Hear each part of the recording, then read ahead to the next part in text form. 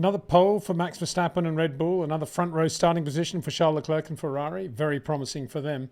P3 in Brazil, Lance Stroll in the Aston Martin. Would you believe? Aston Martin bouncing right back from a poor weekend, a couple of poor weekends, looking very strong. And Lance Stroll actually pipping his erstwhile teammate, Fernando Alonso, into that P3 position. So what happened? Well, a storm in second half of Q3. That's what.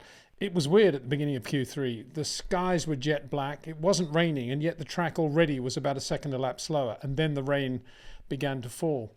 So let's have a look then at what happened at the end of Q2, because in reality, these times were the fastest of the day. And to some extent, this is the performance of the cars truly represented. That's not to detract from drivers like Stroll that made the most of it in Q3. Lando Norris it was who was actually quickest in the McLaren. Max Verstappen a shade slower, followed by Sergio Perez, his teammate. Fernando Alonso, on this occasion, quicker than his teammate, but Lance nevertheless making it through into Q3. Carlos Sainz and Charles Leclerc, Lewis Hamilton, not particularly quick at this stage of qualifying, and nor was Oscar Piastri, who, as per Mexico, was suddenly struggling, even though he looked very strong on a full tank run in the morning. And of course, there are a few provisos to those times in Q2 because drivers like Max Verstappen went out on a new set, and then when the track was a little bit quicker, was running a used set, whereas Lando Norris went out on a used set and finished on a new set. Nobody really knew what was going on in that first part of Q3. It wasn't tangible rain, and so every driver had to find his own limit,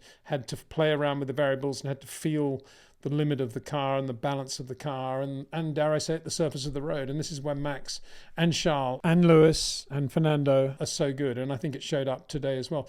But all credit to Lance Stroll for getting in a lap early as well and doing a very good job in those weird, difficult conditions. Couldn't help thinking of Rob Wilson, probably in Lance's ear at some point in the intervening period between Mexico and Brazil, reminding him to feel the surface of the road, reminding him to be supple and to be soft with his inputs and to have the right rate of inputs. And that's what showed up today with Lance Stroll. So we'll credit to him. Fernando Alonso not far behind.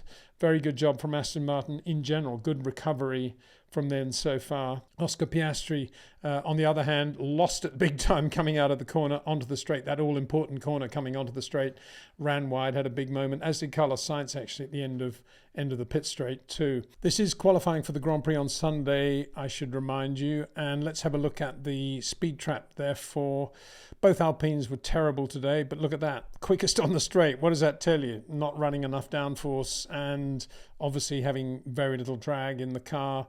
Red Bull, again, have a very nice compromise with their car. Max Verstappen and Sergio Perez right near the top of the speed trap. Ferrari in the middle, that's pretty good raceable top speed. Not brilliant if they've got to be racing the Red Bulls on Sunday. McLaren, likewise, about where they have been regularly.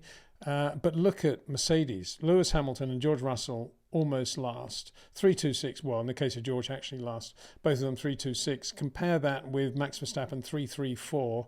That's a big difference. The morning session inevitably being the 1 hour practice, the only 1 hour free practice in which they have to adjust the cars, was the inevitable scramble. And Red Bull obviously coming to this race with the memory of 12 months ago, not getting the car right in terms of ride heights and suffering as a result. So Max has run, as you can see, as ever, unbelievably consistent. He was on the radio a lot saying how inconsistent the wind was around the circuit, particularly in Sector 2.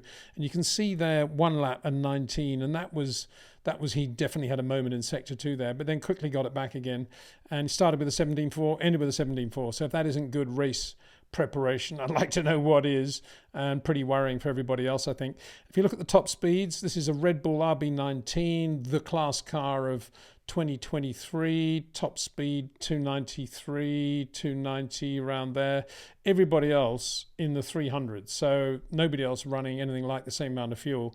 Indeed, I suspect everybody else running sprint race fuel levels, it looks like to me. So if you do a comparison between the next four, George Russell in the Mercedes, Charles Leclerc in the Ferrari, Fernando Alonso in the Aston, and Oscar Piastri did the full tank run for McLaren. Lando was playing around with setup a bit more. Then you got a reasonable cross-section of what's going to be happening in the sprint tomorrow. George Russell, good run. I mean, he looked pretty good on that 16.1, finished with a 16.4, 306, 301 kilometers an hour in a straight line, very consistent. Ferrari's got to assume they're running less fuel than George at that point, but also correspondingly going a bit quicker. So it looks to me as if Ferrari possibly have a slight advantage there because of their top speed. I think the conclusion at this point is that the Red Bull is in better shape than it was last year.